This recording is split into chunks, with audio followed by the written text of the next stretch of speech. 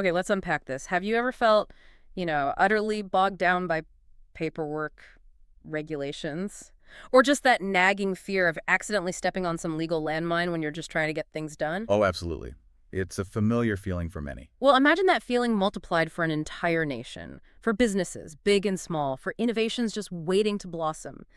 Today, we're diving deep into something really monumental brewing in India, the Jan Vishwas Amendment of Provisions Bill 2025. Hmm.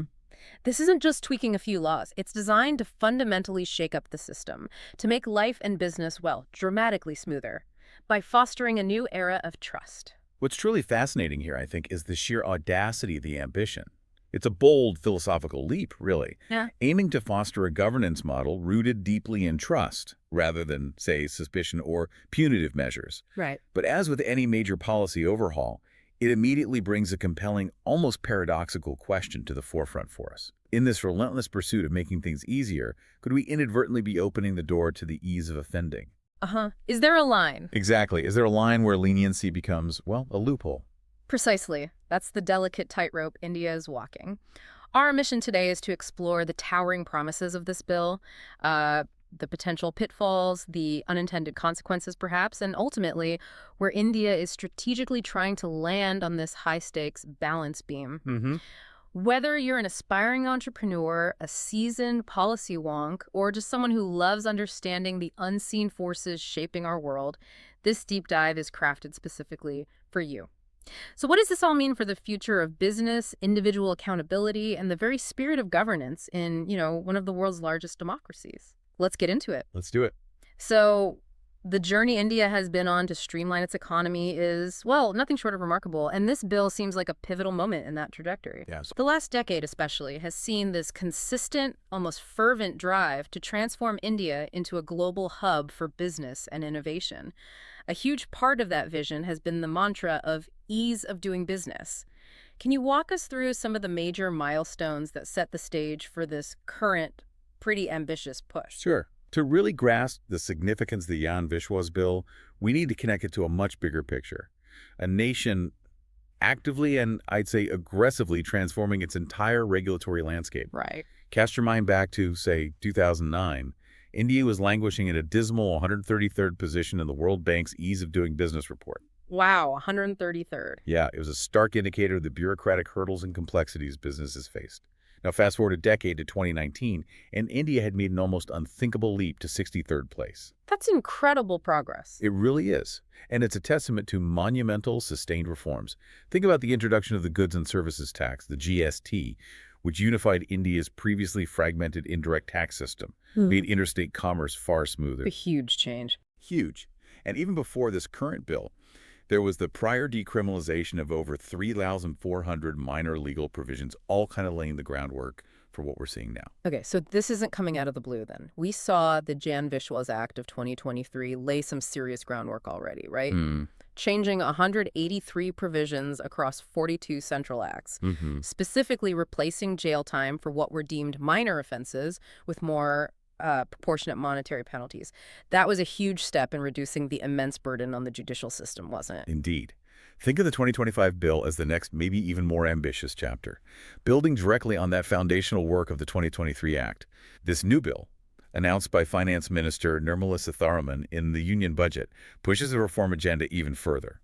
It proposes amending a staggering 355 provisions across 16 central acts administered by no fewer than 10 different ministries. Wow, 355 provisions. That's a lot. It is. And what's truly striking when you dig into the numbers is the strategic focus. 288 of these provisions, that's a significant majority, are specifically aimed at easing business operations. Right. While 67 are about simplifying daily life for, you and me, this ratio itself, that sort of 4-to-1 ratio, hints at the government's primary driver, economic acceleration. That 4-to-1 ratio is a fascinating insight, clearly prioritizing economic growth, but still giving a nod to citizen ease. So to paint a clearer picture, Let's look at how this might play out in a common scenario. Say, if you get a minor violation under the Motor Vehicles Act, something many of us can relate to, or perhaps the New Delhi Municipal Council Act, it might now just be an advisory or a warning instead of something more severe like court summons or even potentially imprisonment. That's the idea. That's a tangible, real-world impact right there, isn't it? Absolutely. It directly impacts the average citizen. But it also raises an important policy question. How do you maintain deterrence without relying solely on punitive sort of fear-based measures? Good question. This bill introduces a truly groundbreaking approach for 76 specific provisions. First-time offenders will receive only advisories. Just an advice. It's just an advisory. It's a literal second chance, a deliberate nod to trust. But for repeat offenders, there are monetary fines. And these are ingeniously designed to automatically increase by 10% every 3 years. Ah, okay. So they scale up. They scale up. This isn't just about punishment. It's an innovative, almost nudge theory approach designed to continuously recalibrate compliance over time. It's an implicit recognition that a static fine, well, it quickly loses its sting as inflation and business scale evolve. Right. It reflects a sophisticated shift from a one-time penalty to continuous behavioral conditioning, maybe. The underlying philosophy is crystal clear. Trust citizens and businesses to comply, reduce fear, and crucially, free up our overburdened courts. You're the courts, yeah. As Union Minister Piyush Goyal aptly put it, it's about enhancing both ease of living and ease of doing business in the country. This whole initiative really paints a compelling picture of India as an increasingly attractive global destination, both for homegrown talent, those entrepreneurs with big ideas, and for international investors looking for stability and growth.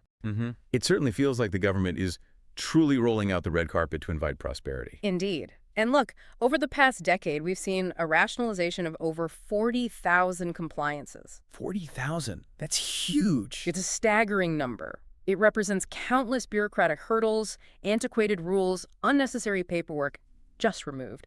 The 2025-26 union budget spoke of a light-touch regulatory framework rooted in trust and efficiency, bringing India closer to global standards. Right. And when you consider countries like Vietnam, Malaysia, Thailand, they're aggressively positioning themselves as attractive investment destinations, often with streamlined regulations. India cannot afford to lag behind.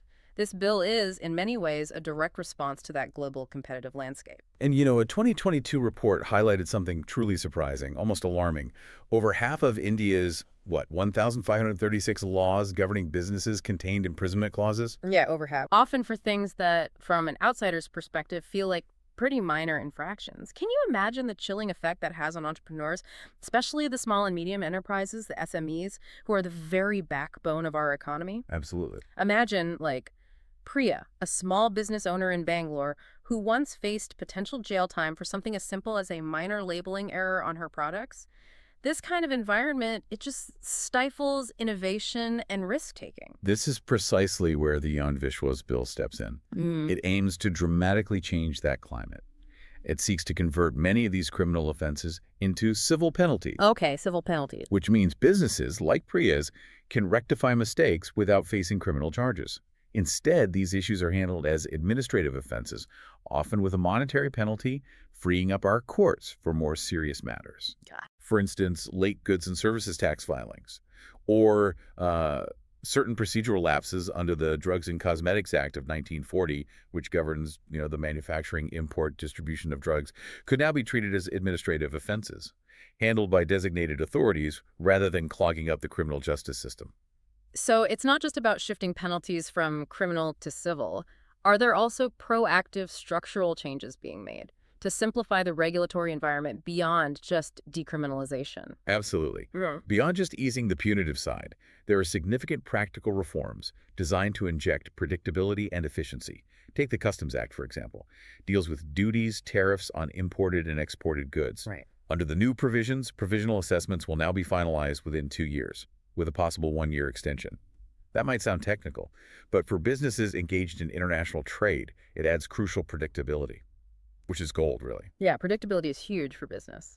Exactly. Yeah. Another example is the streamlining of transfer pricing mechanisms for international transactions over a 3-year block period. Simplifies taxation for multinational corporations. These are tangible measures designed to boost investor confidence. Okay. The Department for Promotion of Industry and Internal Trade, or DPIIT, the government body spearheading industrial growth, has been meticulous, reviewing over 900 provisions across 129 laws, prioritizing 82 for decriminalization. Wow. And this covers everything from labor and environment regulations to niche acts like the T Act and Legal Metrology Act. The overarching goal seems to be fostering a culture of compliance, not coercion, allowing businesses to truly thrive. This vision of a red carpet India sounds incredibly appealing, almost utopian for businesses maybe. But as with any grand reform, there's often a hidden cost, right, or a potential downside. What are the concerns arising from this push for leniency? Could this lead to what some critics are calling the ease of offending? That's the core dilemma, isn't it? How do you ensure accountability when the traditional punitive levers are being, well, softened? Critics are certainly voicing significant concerns. Such as? Let's revisit the pharmaceutical industry. Under the 2023 Jan Vishwas Act, certain penal provisions in the Drugs and Cosmetics Act, 1940, were reclassified as compoundable offenses. Compoundable, meaning? Meaning manufacturers of substandard drugs, which can have dire public health consequences, could potentially avoid imprisonment by just paying a fine, effectively settling the matter out of court rather than facing a criminal trial. That's a huge concern, especially when we're talking about something as critical as medicines that directly impact public health. Exactly. It makes you wonder if fines, even with that 10% periodic increase every 3 years, might just become a cost of doing business for larger corporations, undermining the deterrence factor for public safety. For Priya, our small business owner, that fine might be a huge deterrent, but for a massive pharmaceutical conglomerate, maybe a fine is just a line item in their budget. Precisely. And that's where the nuance of deterrence comes into play. Is it enough? Or consider the deletion of Chapter X of the Indian Post Office Act, 1898, used to criminalize acts like unauthorized opening or delaying of postal articles. Okay. While seemingly minor, maybe especially in our digital age, such changes spark concerns about reduced accountability in critical public services, Right. particularly in remote areas or for sensitive communications. Right. Things still get sent by post. They do. Similarly, if provisions in the Factories Act of 1948, which sets out health, safety, welfare standards for workers like mandatory whitewashing to maintain hygiene, are decriminalized, could it lead to neglect? Could it potentially compromise worker safety in the long run? These aren't just isolated changes. They challenge the very assumption of a universal level of corporate and civic responsibility. Without robust enforcement and strong ethical frameworks, there's a real worry this relaxation could inadvertently create a culture of complacency. It really highlights the tension between systemic efficiency and individual accountability. That 2022 Observer Research Foundation report you mentioned earlier, while it championed the need to rebalance the scales between minor procedural violations and serious crimes, it also acutely pointed out the risk of trivializing offenses that, despite appearing minor on paper, can accumulate and have significant real-world impacts. That's a crucial point. Think about repeated small violations in, say, food safety or environmental compliance. Individually, they might seem insignificant. Yeah. A small fine here, a warning there. Right. But cumulatively, they can lead to larger systemic issues, erode public trust, and cause widespread harm. So the question isn't just about decriminalizing. It's about right-sizing the penalty and ensuring it still carries enough weight to prevent repeat offenses and uphold public welfare. So we're looking at a government truly walking a very fine line here. How does India ensure it fosters this much-needed business-friendly environment, attracts investment, empowers its citizens, without compromising that crucial element of accountability and public interest? Well, the government's approach appears comprehensive, focusing on 3 key pillars: simplifying regulations, demonstrably reducing compliance burdens, and aggressively digitizing processes. Okay. Initiatives like the National Single Window System, or NSWS, that online portal designed to simplify government-to-business services by providing a single point of contact for approvals, are absolutely crucial, streamlining applications, permissions across central, state, even local levels. A single window sounds good in theory. It does, and apparently specialized task forces are actively reviewing state-level regulations to identify and remove similar bottlenecks. This coordinated effort aims to create a cohesive, frictionless environment. But the success of all this really hinges on how it's implemented, doesn't it? If administrative officers are now primarily imposing these monetary penalties, what about oversight? Transparency in how those penalties are decided? Big questions. Could there be a risk of arbitrary decision-making that erodes the very trust the bill aims to build in the first place?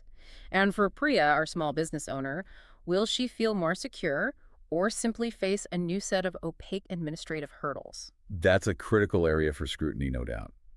The minimum government, maximum governance principle is powerful. It promises efficiency, less intervention, Right, but it absolutely must be tempered with vigilance. right. The calibration of those periodically increasing fines needs to be just right.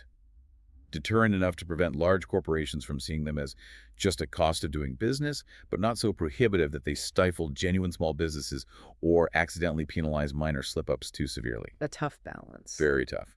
And industry stakeholders, as emphasized by DPIIT, Additional Secretary Hemani Pandey, also have a vital role, providing specific ongoing feedback. The Lok Sabha Select Committee, currently reviewing the bill, will be absolutely crucial in refining these provisions, ensuring the implementation framework is robust and transparent. And let's not forget the global context. This isn't happening in a vacuum. You mentioned the competitive landscape earlier, but why is India's push for ease of doing business so critically important right now, particularly with the external pressures the nation is facing? Well, the world is undergoing a significant realignment of global supply chains. Countries like Vietnam, Malaysia, Thailand, they've aggressively positioned themselves as attractive investment destinations, often by simplifying their regulatory environments. Okay. We saw how China's economy, once double India's size, grew significantly, partly due to its streamlined, predictable regulatory framework. India cannot afford to lag behind. This bill aims to dramatically reduce legal uncertainties and compliance costs, positioning India much more competitively on the world stage. Right. What's fascinating here is how this domestic reform push becomes even more critical given external pressures. For instance, those looming U.S. tariffs, set to impose a significant 50% levy on Indian goods from August 27, 2025. 50%? Yeah. Wow. Yeah, that could significantly dampen export prospects. Yeah. So a lighter, more efficient regulatory framework becomes almost a strategic countermeasure, making India's domestic environment so attractive that it offsets some of these external challenges. Interesting angle. But while lighter regulatory frameworks are indeed a global trend, India must meticulously ensure its reforms never compromise the public interest for the sake of, economic expediency. It's a constant balancing act. So what does this all mean for us, our listeners? The Jan Vishwas Bill 2.0 is, well, it's a truly bold and ambitious step. It aims to redefine India's regulatory landscape, aspiring to create a world where businesses thrive with minimal bureaucratic friction, and citizens can live with less fear of legal repercussions for minor slip-ups. The core challenge, however, remains profoundly complex. It's about proving unequivocally that ease of doing business doesn't in any way equate to an ease of offending. Right, that's the key phrase. It really is. It's about striking that elusive, almost philosophical balance between fostering deep-seated trust and ensuring robust, effective accountability in a rapidly evolving economy. For you, our listener, the takeaway is clear. This isn't just about abstract legal provisions or distant government policies. It's about the very fabric of how a nation governs itself, how its economy functions, how responsive it is to its citizens and businesses, and ultimately how its people live and work every single day. This leads us to consider maybe a fundamental question. As India stands at this crossroads, poised for potentially unprecedented growth and global influence, how will it navigate this delicate balance of trust with the necessary vigilance? The world is indeed watching this experiment closely, and this bill represents a significant opportunity for India to redefine its economic narrative and truly become a global economic powerhouse. It's a journey well worth observing, perhaps even one that will set a new precedent for how nations approach governance in the 21st century.